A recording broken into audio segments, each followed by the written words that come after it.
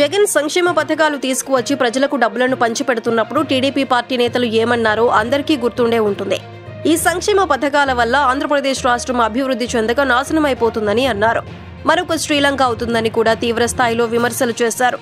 కానీ ఎన్నికల ప్రచారంలో మాత్రం టీడీపీ జగన్ కంటే ఎక్కువ పథకాలు ఇస్తామని ప్రకటించింది. వాటి కారణంగానే అధికారంలోకి వచ్చింది. ఇప్పుడు ఆ హామీలను నెరవేర్చడం తప్పనిసరిగా మారింది. సాధారణంగా రాష్ట్రాన్ని అభివృద్ధి చేయాలంటే చాలా నిధులు అవసరమవుతాయి. ఆ నిధులన్నీ కూడా సంక్షేమ పథకాలకి వెళ్లిపోతే ఇక అభివృద్ధి ఎక్కడ ఉంటుంది అనేది రాజకీయ విశ్లేషకులు అడుగుతున్న మాట. ఒకవైపు చైనా లాంటి దేశాలు మౌలిక సదుపాయాల నుంచి అన్ని రంగాల్లోనూ బాగా అభివృద్ధి చెందుతుంటే మన దేశంలో మాత్రం అనవసరమైన సంక్షేమ పథకాలు అమలు చేస్తూ అభివృద్ధికే బ్రేకులు వేస్తున్నారు. ఇటీవల కాలంలో ప్రైవేట్ పబ్లిక్ పార్టిసిపేషన్ తో రోడ్లు అందుబాటులోకి వస్తున్నాయి. ఆ ఒక్క అభివృద్ధి తప్ప అభివృద్ధి పెద్దగా ఏమీ కనిపించడం లేదని చాలా మంది మాట్లాడుకుంటున్నారు.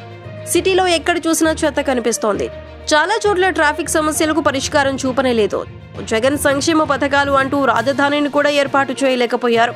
పోలవరం ప్రాజెక్టు కూడా కంప్లీట్ చేయలేదు. వెల్త్ కూడా క్రియేట్ చేయటం లేదు.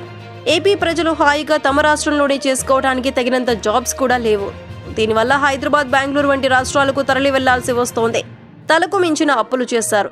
ఇప్పుడు రాష్ట్రాన్ని అభివృద్ధి చేయడానికి ఖజానా లేక చాలా కష్టాలు పడాల్సి వస్తుంది. పైగా కొంతమంది నేతల అవినీతి అక్రమాల వల్ల సంపద వారికి చేరుతోంది. కానీ రాష్ట్రానికి ఏమాత్రం అందటం లేదు. సూపర్ 6 గ్యారంటీల వల్ల ప్రజలకు పెద్దగా ఒరిగేదేమీ లేదు. మహా అంటే కొన్ని డబ్బులు వస్తాయేమో.